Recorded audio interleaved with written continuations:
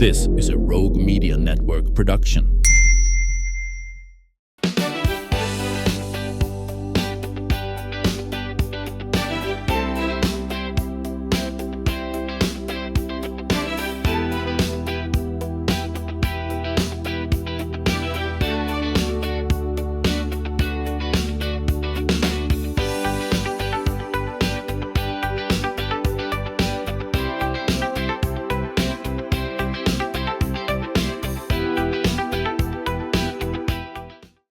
Welcome back to the show. You know, there is a Valentine's event that is coming up. It's one we look forward to every year, and it's going to bring people together for good and a good time. And we're talking about the Morticians' Valentine's Day dance, and the wonderful Van Davis is here with us, Buddy Edwards with Morticians, and, you know, it's just a tradition. So here we are. Tell me about, it's going to be on Valentine's Day on Saturday. And I think we're so excited that it is going to be on Valentine's Day. I know. So you have no excuse. It's time to, to come out and put on your red or pink or anything you want to do, but to come and have a great time with us, good food, and of course the best music that you're going to find in Waco. That's with Morticians and Buddy. Yes. Appreciate that. Well, Buddy, you know, it's always fun to hear the Morticians. And so tell me, the same personnel we're used to seeing? Same personnel that's been with us a decade now. So yeah, we've been real lucky. We have a really good lineup of folks working in the band, and we enjoy it and have fun. We are glad that other people enjoy it as well. Okay, and the venue is going to be at the Palladium. That's correct. Which is right on Austin Avenue, across the street from the Hippodrome, if you're not familiar. Great spot for a dance, and we've seen you perform there several times. And plenty of parking, too. You know, people often worry about where are we going to park downtown, but there's plenty of parking spaces around, so we're excited. Well, Van, it's always fun to be there with you and to have fun at this, but it's also going to help raise some money. Tell us about the benefit. Well, this is the third or fourth time we're doing this together, and the Waco Family Abuse Center is going to benefit from this event, and also near and dear to my heart, our awesome pickleball outreach program that can serve the community even more through pickleball. So we're excited. Of course, you've been on the show many times talking about pickleball, and you know, it just tickles me because you have, picked this up really just in recent years and fully embraced the sport of pickleball.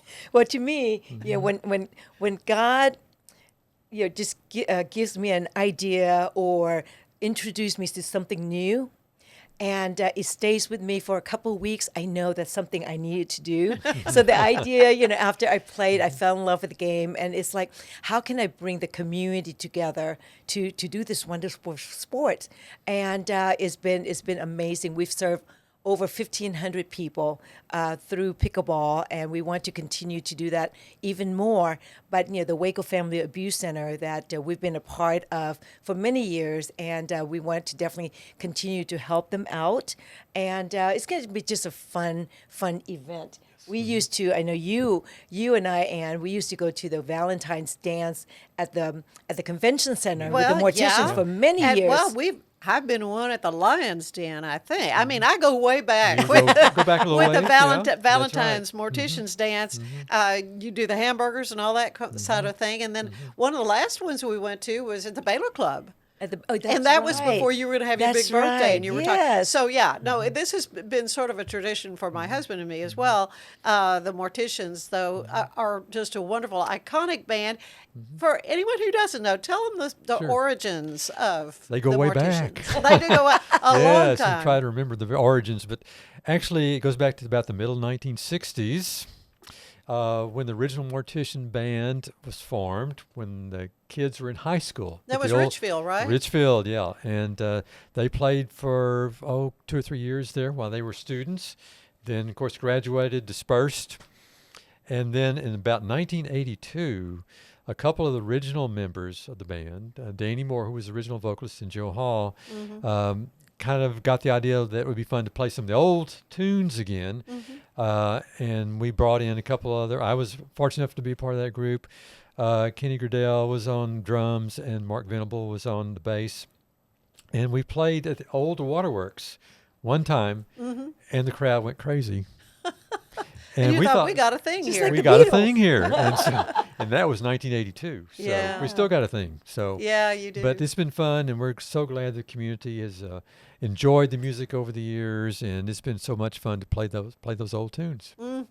Yeah, of course, you have some traditional things that happen at these dances, right? Because you're kind of organizing things. And we mentioned the hamburgers, so what is the food going to be? We're going to have an Italian meal catered by the George's Catering. Okay, So good. we'll have people can have a choice of spaghetti and meat sauce or Alfredo, and there'll be salads and cheesecake and and an open bar as well for Okay. those who need a little encouragement. to Or can dance. people BYOB if they want to bring their own wine, or what? How does that work?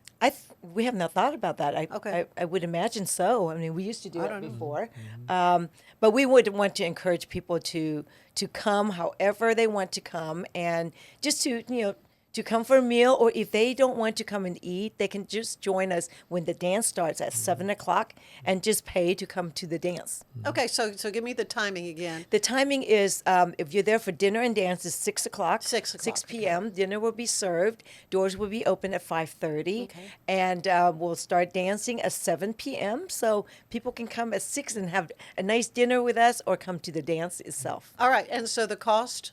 The cost is $45 per person for dinner and dancing, and $30 if they just wanted to come and do the dancing that evening. Okay, so but can they buy tables, or is it all just individual Yes, tickets? absolutely. A table of 8 to 10 will be available on first come, first serve basis. And when you go online to sign up, you can just request for a table together, Okay. or just come and you can just show up at the door and buy tickets as well for the dance. Okay, so but for the meal you need to do that ahead of The time. meal, definitely, you need to do that ahead So of you time. can have a head count.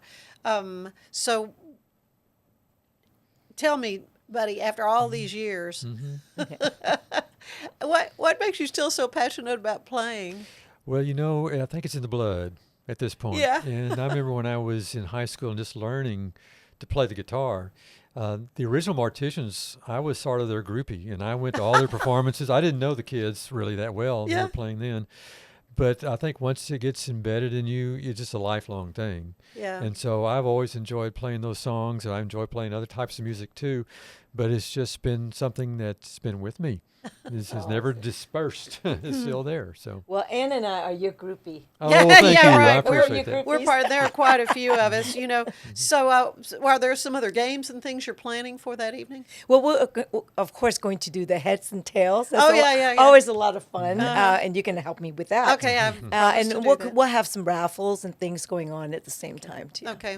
Well, and again, it's a fun night. Going to be great food, great entertainment, and a way to help a wonderful organization that helps really think- unfortunate folks. Right, and I think the biggest thing is, personally, I would love to continue doing the annual Valentine's dance with the Morticians like we used to have. And but while we're going to do it, let's do it for a good cause as well. Oh, yeah. So we're excited, and Buddy has always been, and the band too, gracious in helping us out and being a part.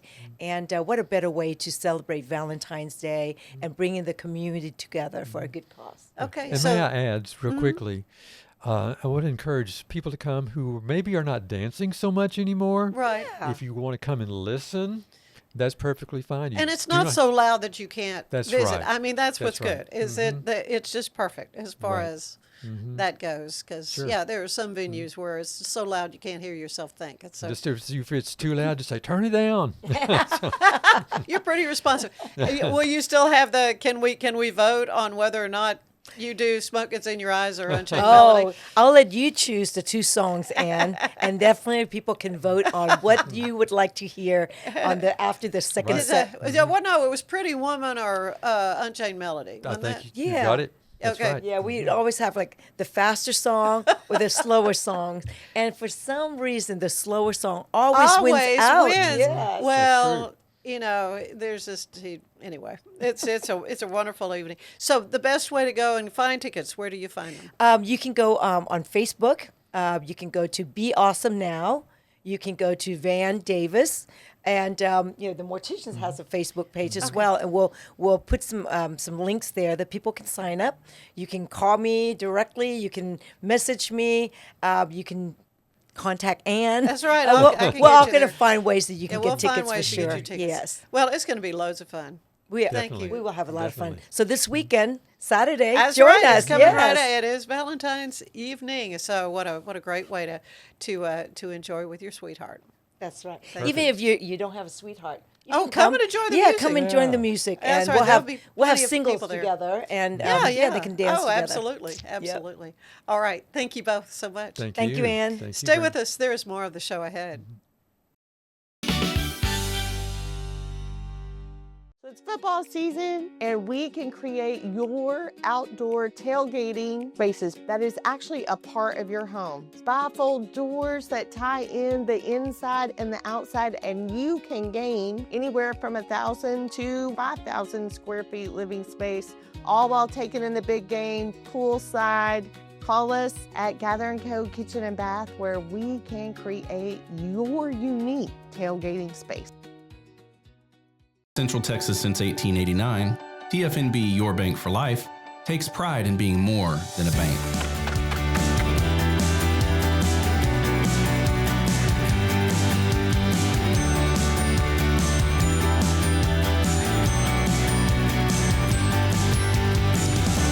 At TFNB, we remain committed to these principles.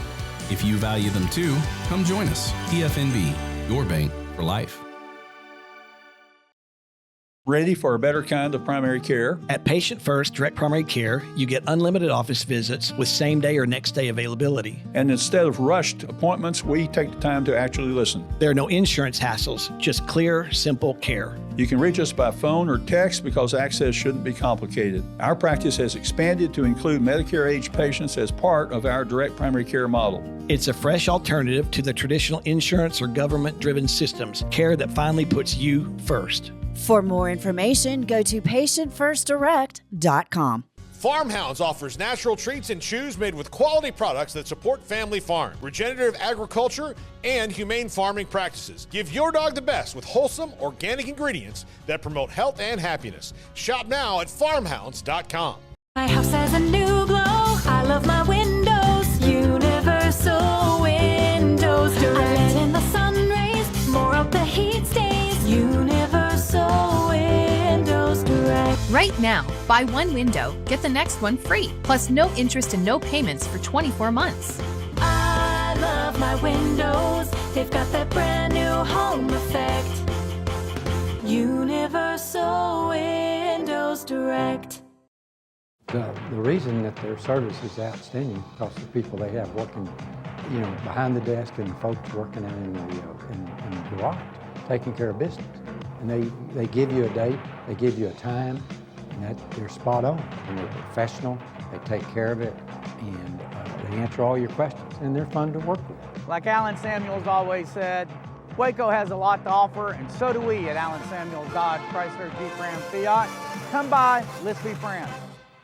I am obsessed with helping business owners increase their traffic and turn it into profit through the power of Pinterest marketing. It's this amazing platform where people are looking for ideas, inspiration. They have a problem and they're actively looking for a solution.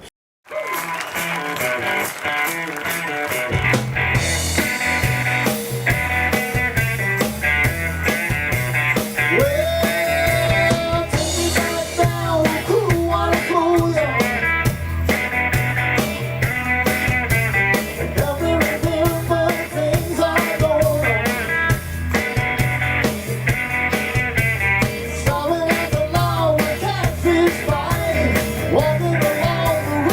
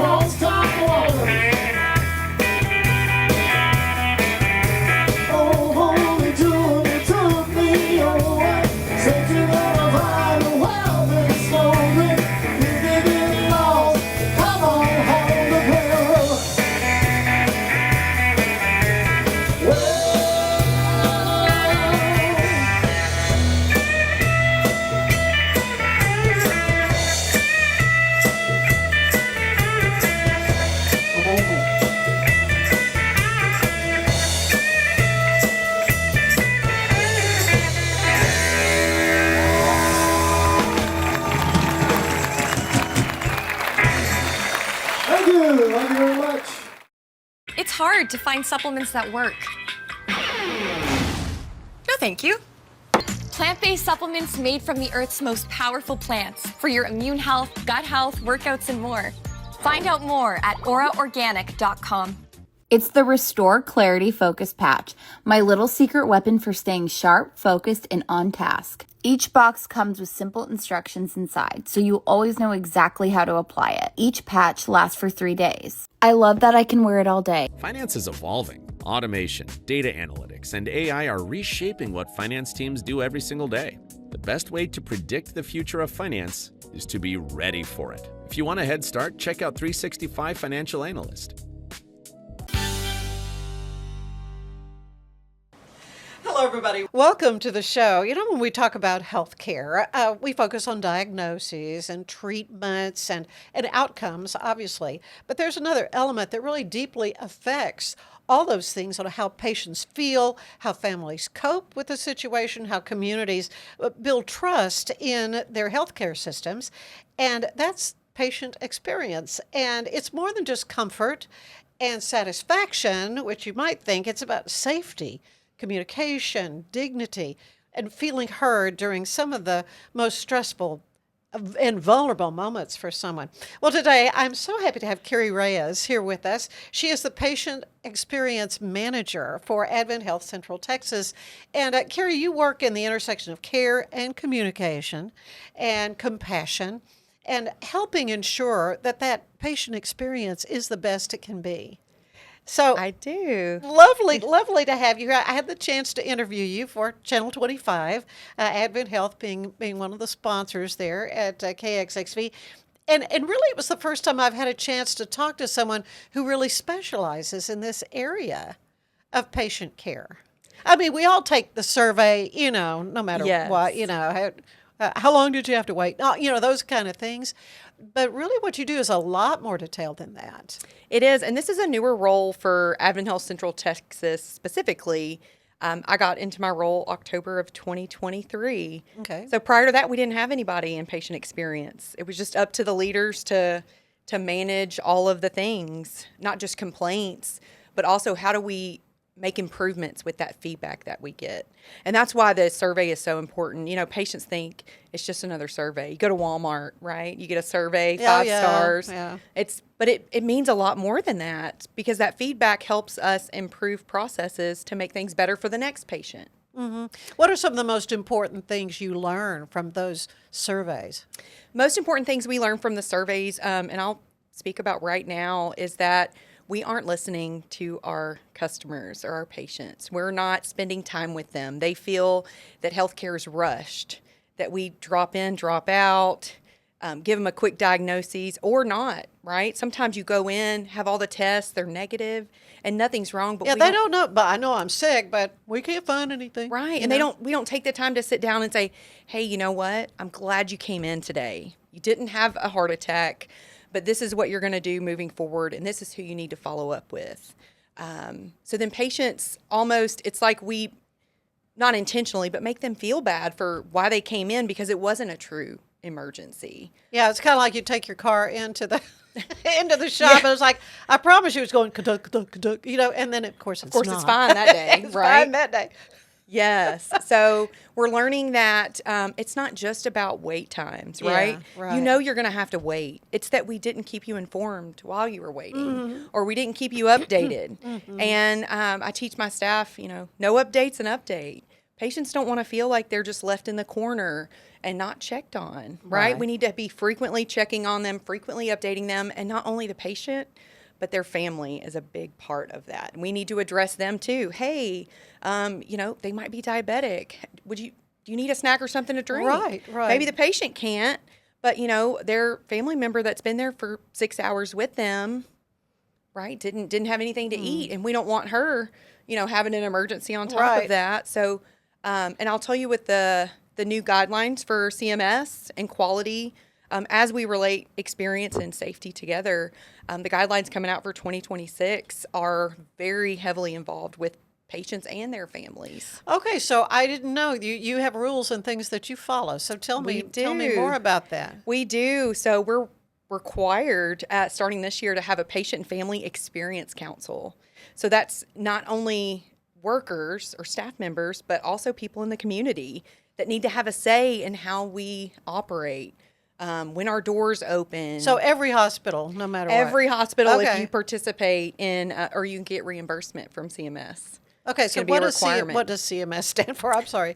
The Centers for Medicare and Medicaid. Oh, okay. So how we get paid for, Yeah. there are some private hospitals that, maybe not utilize that, but most hospitals in our country are a part of that. And they're requiring us to really make efforts to include them in our shared decision making. So it's a big part of some of the things that we have to do, like change the verbiage or make sure we have signage out or make sure we have a link on the website to know, so our patients and their families know that they are included in some of those decisions. Or how can they be a part of that shared decision making? Well, yeah, because people do, hopefully physicians are happy that people try to be as informed as they can be. The old, I don't know where my phone is, but Dr. Google, a lot of times like, do not go online and read anything about what, but then in other cases, you can't help it. You can't, and I'll tell you, even as a nurse for 15 years, I do Okay. Google, okay? But I do not recommend it to my patients. I try to tell them, get your information from somewhere, not just from Google, but go to WebMD.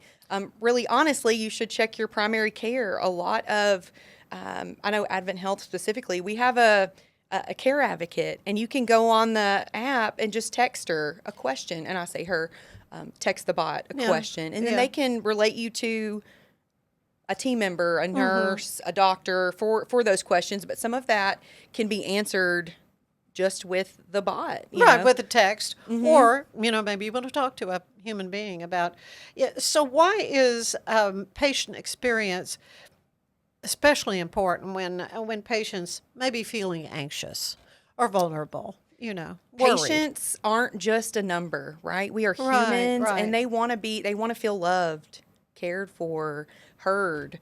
And a lot of times, especially like we were talking about earlier, those negative, all the tests are negative and nothing's wrong, but we still need to sit down and have that conversation and explain then why does my gut hurt? Right. Why do I hurt? And then stress that importance of follow-up. And that's where, and I'll say in Killeen specifically, we see a lot of where our community is uneducated, or that they receive the wrong information, or they seek the emergency care for more primary care issues. Right. And so part of us marketing and trying to get it out there on what's important, when to go to urgent care, when to go to the primary doctor, when to go to the ER, so that we can, we see 100, 150 patients a day in our ER in Killeen. And not all are emergencies, but we still need to take the time to make them feel good, educate them, make them feel heard, again, so that they keep coming back, right? It is a consumer business. And somebody once told me if we're nice to all the patients, they'll always come back, even the not nice ones. I said, well, we've got to be nice to everybody. Well, some people see medical care as separate from patient experience, but often that patient experience can affect the actual medical outcome. Tell how that works. It can, and there are lots of research and evidence-based studies about how having faith and trust in your healthcare provider improves the care outcome, improves the discharge process, improves the opportunity to follow up. If they trust you and they felt loved and cared for during their stay, they're more likely to do those things. And that affects readmissions, which goes into those KPIs that we utilize. Patient experience is one, mortality, readmission, and safety. So keeping our patients safe goes a long way with that experience as well. And we're held accountable to those numbers. CMS holds us accountable to those numbers. Our reimbursement is affected by those numbers. And I didn't really realize until I got into this role how important it was. As you talk about satisfaction and numbers, but humans are more than a number. They're a person. Yeah. And they seek us for care. And so we have to be more empathetic in our conversations with them in their education. You're always going to have your, select few that come, they're lonely. They want to come once a week and seek out care. And that's fine. But we need to treat them with the same empathy and compassion as we do the payer patient, right? With private insurance. We have to treat everybody the same consistently. And that's a big part of where Advent Health, we're showing our staff members how to love one another, keep each other safe, treat us with empathy and compassion, not only each other, but our patients. We want that as human beings, not just a number. But I hope in my role that I do help to support and not only educate our teams on patient experience is not just a number, it's not a thing, and it's not going away. Right. At all. It's not going away. I talk about it like are you going to, if you're traveling, are you going to stay in a 2-star hotel or are you going to stay in a 4-star hotel? Right? What does the 4-star hotel offer? It offers better amenities, better breakfast, buffet options. And that's what a 4-star hospital is going to give you versus the 2-star hospital. Right. So when you're traveling and you need to know where the closest hospital is that has great safety numbers and keeps their patients safe and informed and their patient experience is good, that's where you're going to want to go to seek out care. And I'm proud to work for Advent Health, or an organization that. Well, I've learned so much about Advent Health in the couple of years that I've been privileged to do those interviews for Channel 25 and love so much really the mission behind Advent Health, because it is definitely a faith-based organization. Let's talk a little bit about that. Yes, we pray before, I want to say, 99% of meetings, we have devotion and prayer. Yeah. Our daily safety brief we hold with leadership every day. Prayer, and there's some that don't feel comfortable praying, and that's okay. We can call the chaplain or someone else that's more comfortable praying with the patients.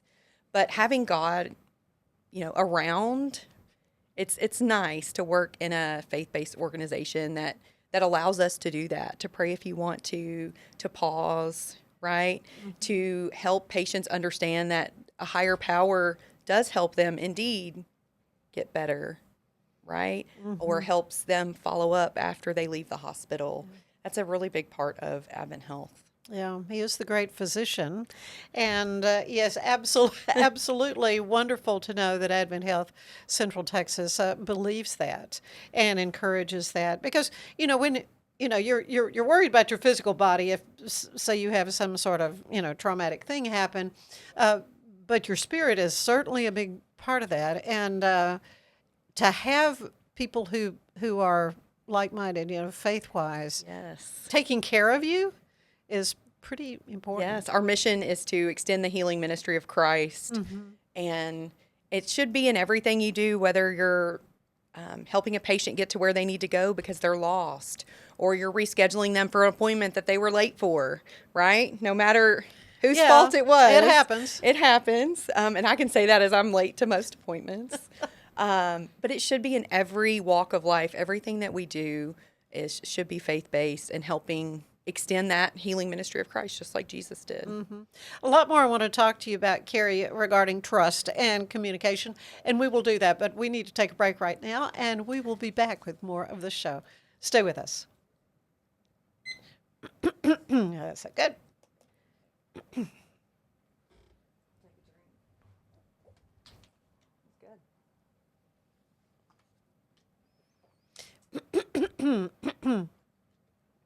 How long have you been doing this? Since I retired from Channel 25, so I'm going to be doing almost 6 years since I retired from 25.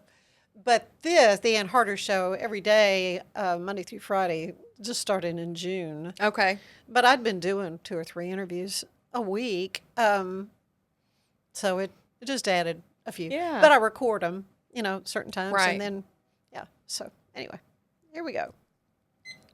And we're back with Kerri Reyes, who is the Patient Experience Manager at Advent Health Central Texas.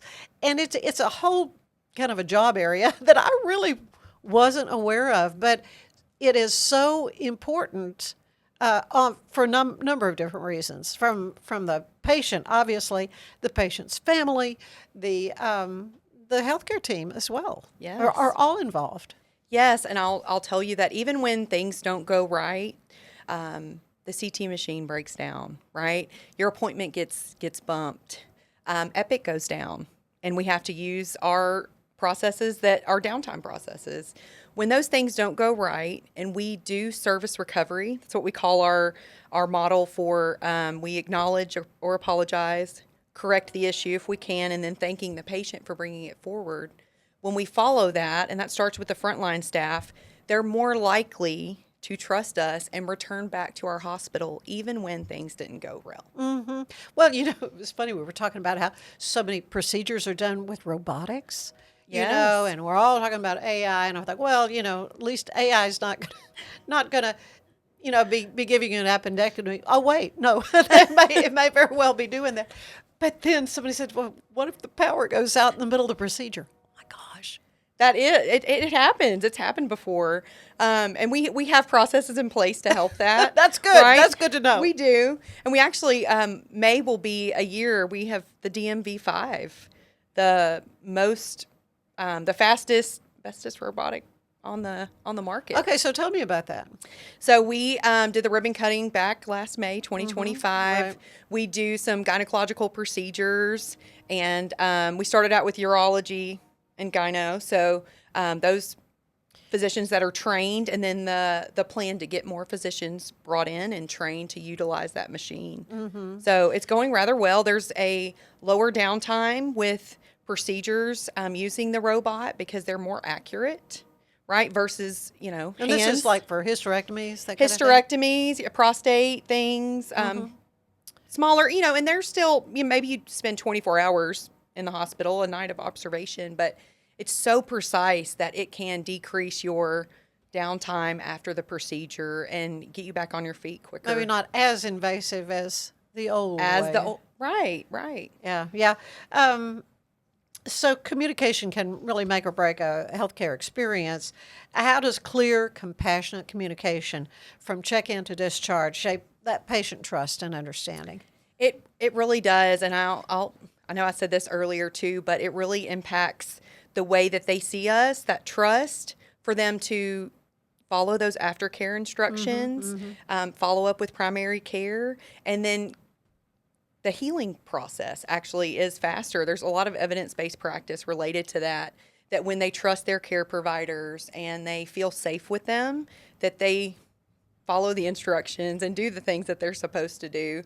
And again, you're going to have your outliers, but patients want to feel like even if we explained everything or they were a little out of it, they have it ready to take home at hand. Okay, hey, we went over this. Right, because they may just be coming out of anesthesia.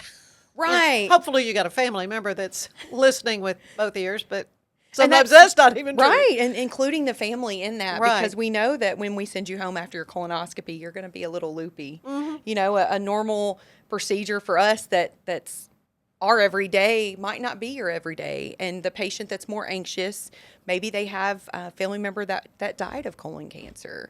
So Right. for them, this everyday procedure that we do is more impactful to them. Right, So, other fears, are right, involved. and Yeah. spending time with them, taking it slow, asking, hey, do you have any additional questions for us? Listening to know when you connect with your patient, you can tell who needs more hand-holding than the next Right. patient. How anxious are they? So picking up on those cues is very important, but you can't do that if you don't connect with them. And sometimes that means connecting with them not on a medical, but a personal level, right? And it makes them more likely to listen and take that aftercare instruction advice and to follow up with their care provider. Yeah. Now, you say you were a nurse before. Let's talk a little bit about that. When did you get into Yes, I've been a this nurse whole for medical field? 15 years. 15 years? Uh-huh. I'm originally from Memphis, Tennessee. So I've worked at some major hospitals down in downtown Memphis. Methodist, Le Bonheur, worked at the Children's Hospital. That was a couple years old back when.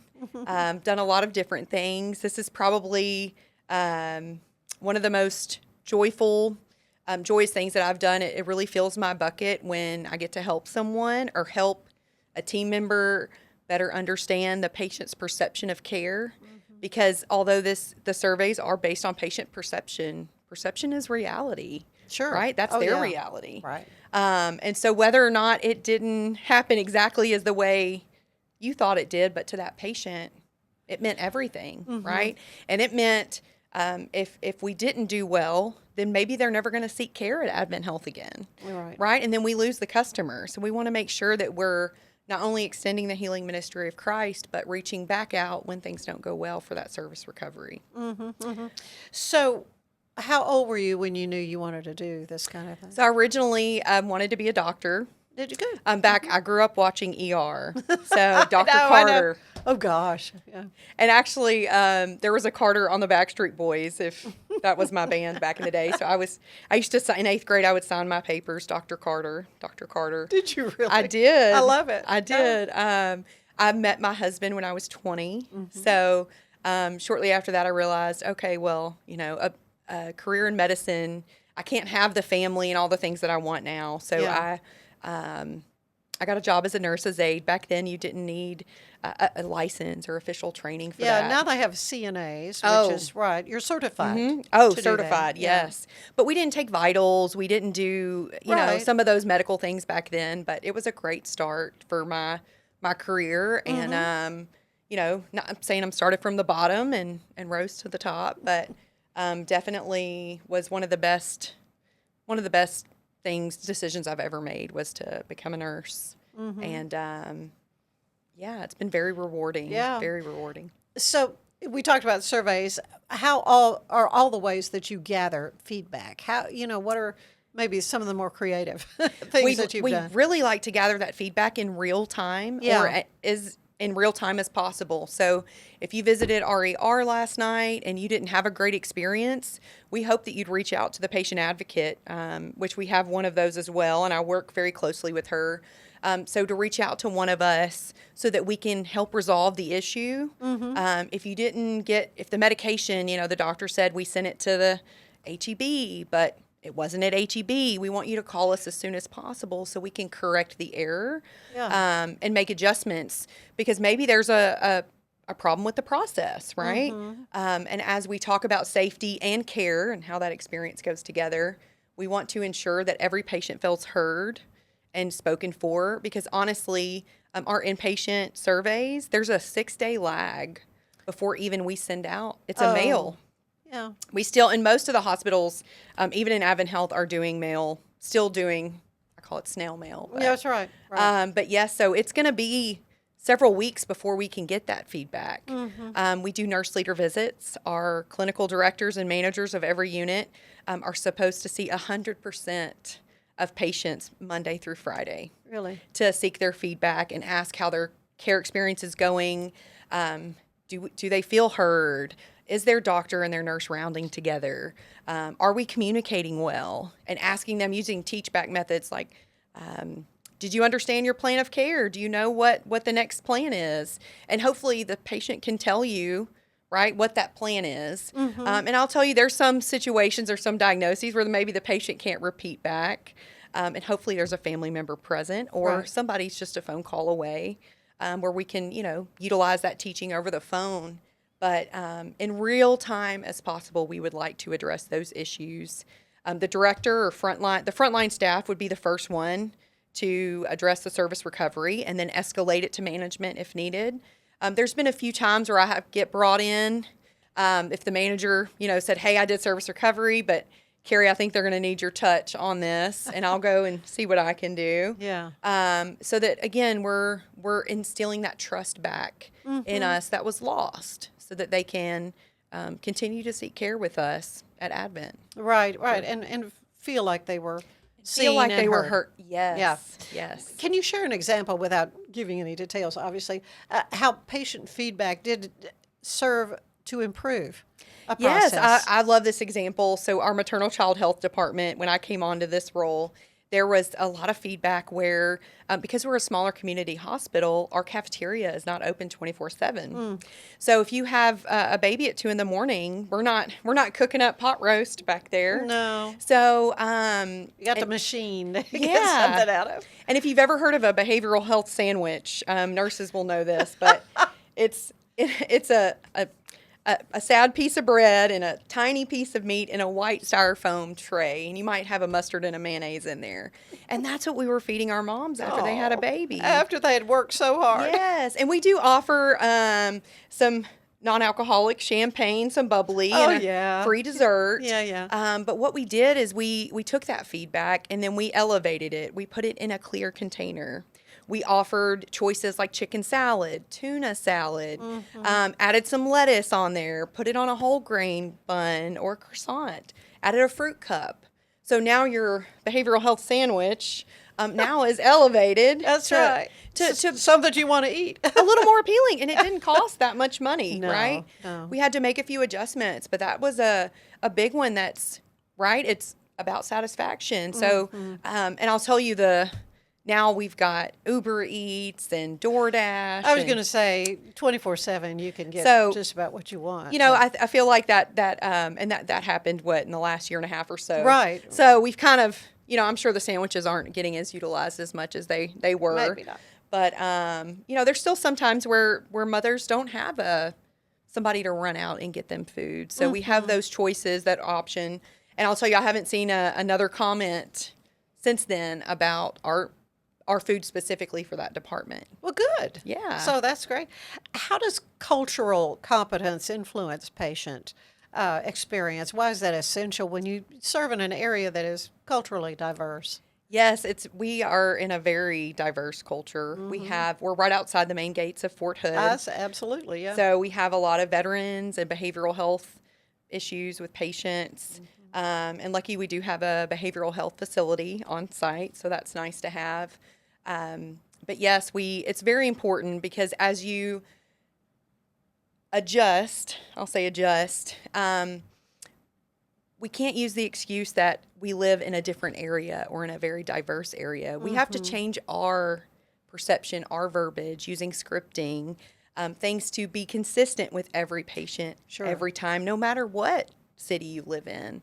So as it's because of our patients, that's why our scores aren't up, or our patients aren't satisfied because they're never going to be satisfied. Well, then how can we adjust or fix that as part of, and in most careers these days, you need customer service is very important. Yeah. And not only in nursing or healthcare, but it's very important to have that customer service, again, to make them feel seen, heard, valued.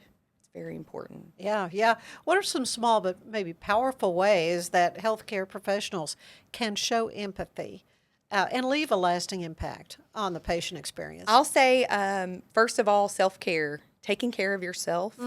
As healthcare workers, we can get we pick up extra shifts. There's bonuses offered, right? You're motivated. Whole world of short staff, right? But so not getting burnout. There's actually several studies, and I've recently read a book, Compassionomics. It's amazing. It's more, it's written by 2 physicians, but it's physician-based data for compassionate care, and it takes on average 40 seconds to be compassionate. And actually that fills your bucket that leads to compassion fatigue, as we call it. So combating that first, taking care of yourself, making sure you're taking your lunch breaks, letting leadership know when you're not getting those or when you're overwhelmed, very important in our setting. But again, pausing to connect with your patient, to see what they need, to see if they are more anxious, they're more nervous. At the end visit, we call it a transition visit, we're wrapping it up. Physicians in the ER are really focusing in on some scripting and to how, hey, we're glad you came in today. You didn't have a heart attack, but this is what you need to do. What questions do you have for me? Right? To make them, again, feel like they did the right thing because, next time when they have the chest pain, it might be a heart attack. Right? And we don't want to instill fear or mistrust that they didn't do the right thing and come in. We want to ensure that, hey, you did do the right thing. You got checked out. And And, next time if, say the patient's blood pressure, they thought it was so high and it was, 140. Okay. Hey, educating the patient. Hey, really, if it's less than 160, you can stay home and communicate with your primary care provider. Because maybe they can adjust some of those medications or antihypertensive meds that you're on from the phone, right? Or from telehealth, versus coming in and waiting 4 to 6 hours. Right. And I always think, because this time of year, when you go, every disease known to man is in that waiting room. It's like, I don't think I want to go to the ER because, people are sick. Yes, and flu season, it's at its highest right now. So. Oh, yeah, are you seeing a lot of... Oh, we're seeing a lot. And, it's one place I would avoid unless we absolutely had to go. Yeah, right, your arm is broken. What trends or shifts are you seeing in shaping the future of the patient care experience? I know you spoke about AI, but we've got, we have an app called MyChart. Okay, Advent Health, we use Epic. And we have MyChart Bedside coming to the ER. Okay. We already have an inpatient. Our patients can communicate with our care team from the bedside. They can ask questions. They can talk about, hey, I need further clarification. I need a blanket, little things like that. I need a snack. But also they have access to their medical care, to their medical record. So say you're visiting an auntie or some family and you need to go because you had chest pain. They can pull up their record, and the physician should be able to see it on their end too, but you can pull up records from in MyChart, Epic, and then, hey, I just had a CT last month, or hey, this is what this showed, because maybe we need a comparison to something. So it's been really beneficial as bringing light to, hey, I just had labs done last week, and then the physician can, now I see them, they bring them up, so they have that in their hands. So not only communicating with us, but having access to their test results, right? So you went into the ER, you're going on a vacation tomorrow, and you've come down, you thought it was a cold, but you're really thinking it's something else. So you go in and get tested, and usually you can see the results on your MyChart before even the physician gives you those results. Yeah. So whether it was flu, COVID, they run a respiratory panel, but you can get what you need before you get on your trip tomorrow. So it's been very helpful. We go live in the ER, and this is use your own device. So in the inpatient world, the patients all have tablets at the bedside that we clean and recharge and hand back to them. But in the ER, it'll be using your own iPad or own cell phone for access, but you'll have that same access that they do. You get to see your care plan. I do nurse leader visit, and I'll be like, who's taking care of you today? And they're like, well, right there, it's, Susie's taking care of you, and Dr. Smith, and this is the plan for today and what we're doing. We're drawing labs and waiting for that respiratory panel to see if you're sick. So, or to see if you needed maybe antibiotics, viral, usually you don't, but. Right. It's going to be great. I think people have gotten to where they understand they're not going to give you amoxicillin for everything. every time you go in. If patients or families could remember one thing when navigating the healthcare system, what do you think that would be? So I would say to educate yourself, get educated, follow up, have a family doctor. That's very important. Patients come into the ER all the time for refills, and that's just not the place for that. We have opportunities with free clinics around town. It costs $20. A lot of places you can pay a cash price for a visit, which might be cheaper than you and I's insurance. Right, really? Honestly. Yeah, for sure. So just get yourself educated, have a primary physician so that they can take care of those minor medical needs for you. As in the ER, if you've had, pain for 6 months, but it got really bad on Tuesday, we're addressing that really bad pain that happened on Tuesday because in the ER, it's what's going on right now. So they'll be like, oh, my left ankle hurts and my knee hurts and my elbow hurts. And we're really not going to address all of those needs. And that's hard.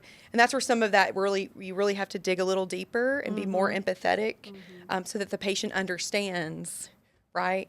The care that they receive today is based on this. And it's really important to have that follow-up. afterwards. Yeah. Well, Advent Health Central Texas is very fortunate to have you, Kerri.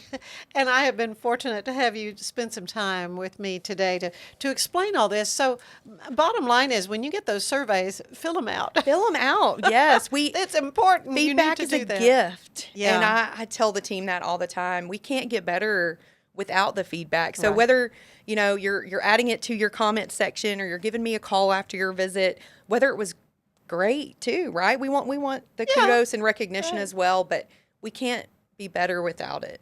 It's truly a gift. Absolutely. Thank you, Kerri. So, stay with us. There is more of the show ahead.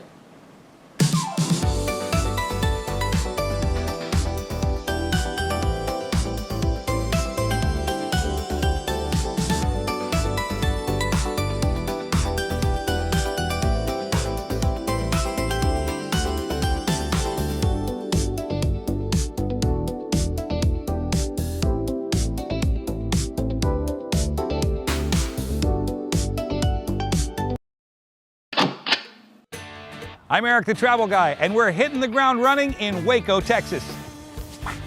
Get ready for authentic Americana in this charming town in the heart of Texas. Museums, family fun, family-owned restaurants with bold flavors, and eclectic shopping can all be part of your next visit. It's located just 90 miles south of Dallas along Interstate 35, and when you get here, you'll instantly understand why you planned this trip in the first place. You know, it occurred to me, you could pass through Waco on a day trip, but I suggest coming in the night before. That way you get a perfect fresh start in the morning. Now, they do have hotels, motels, B&Bs. I stayed at the Hilton right downtown and got an excellent night's sleep. Classic, convenient, perfect. The Waco Hilton upholds its reputation for spacious guest rooms and suites, perfectly appointed common areas, and excellent guest services and amenities. Go ahead and splurge and stay on the executive floor. Each year, about 500,000 people drop in on Waco, Texas. But in 2017, that number skyrocketed to more than 2 million. Why the jump? 4 words: Chip and Joanna Gaines. This is Magnolia. The popular HGTV stars helped put Waco on the travel and tourism map with their hit TV series, Fixer Upper.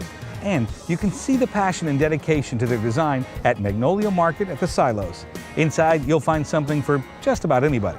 Shopping, design ideas, games, the garden, even a bite to eat. They've got one goal here: inspire you to own the space you're in. Oh, and here's another insider tip. Parking is complimentary if you park behind the complex and are on 8th between Webster and Jackson. It is worth noting that we are here in Texas, which means from time to time it can get a little warm. But here in Waco, the average temperature is a pleasant 66 degrees. For me, it's January, and that means it's a little on the cold side. Speaking of which, hey Siri, I'm in Texas. Why is it so cold? Because Eric, the travel guy, it's January. Put on a sweater. That's funny. She's funny. Thanks, Siri. You have a transition? Make the transition to the video. This is the Dr. Pepper Museum. Now check this out. The Dr. Pepper Museum and the Free Enterprise Institute is a history museum dedicated to telling the story of the entire soft drink industry, including Dr. Pepper, which was invented here in Waco in 1885. And for you soda aficionados, you will note that Dr. Pepper is 1 year older than Coca-Cola.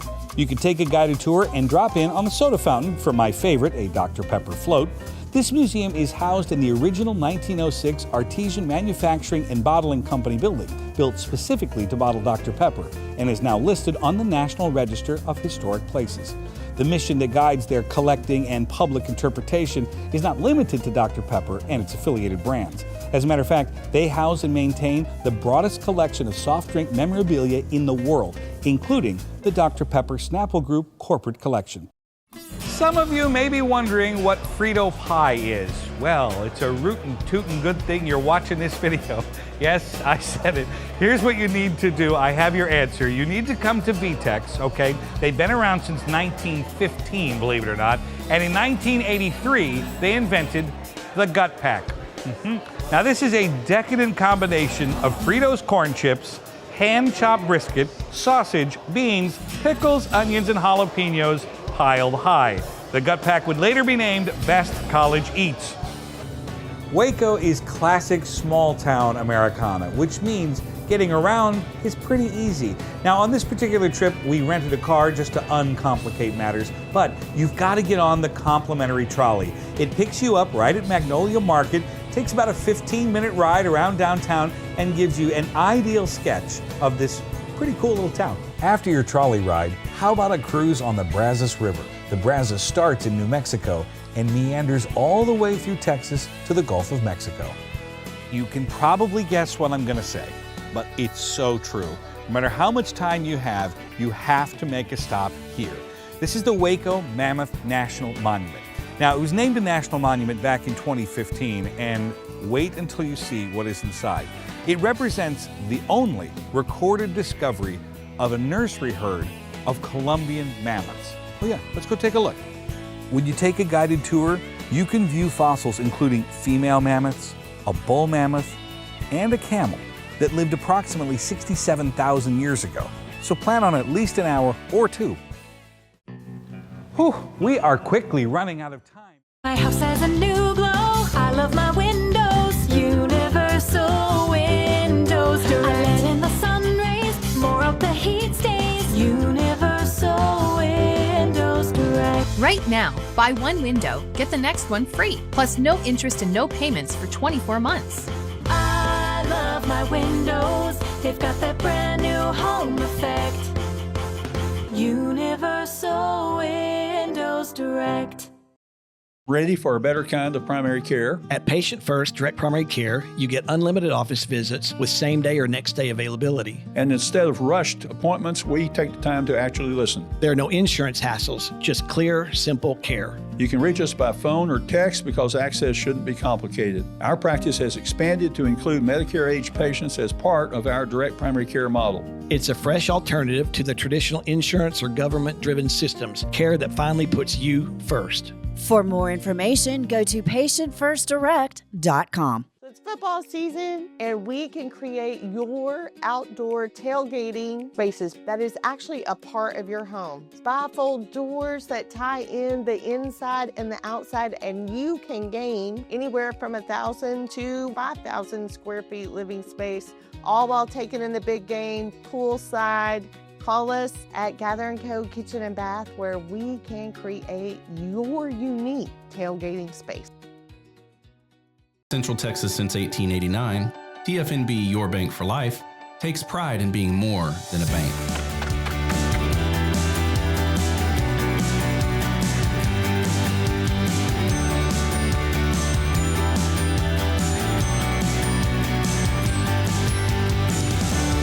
TFNB, we remain committed to these principles. If you value them too, come join us. TFNB, your bank for life. For over 2 decades, I've come to Allen Samuels shop, especially for trucks, because I've been very satisfied with the performance of those trucks. I think the strengths of Allen Samuels is obviously in their customer service and obviously taking care of your vehicle after the sale. Like Allen Samuels always said, Waco has a lot to offer, and so do we at Allen Samuels Dodge, Chrysler, Jeep, Ram, Fiat. Come by, let's be friends.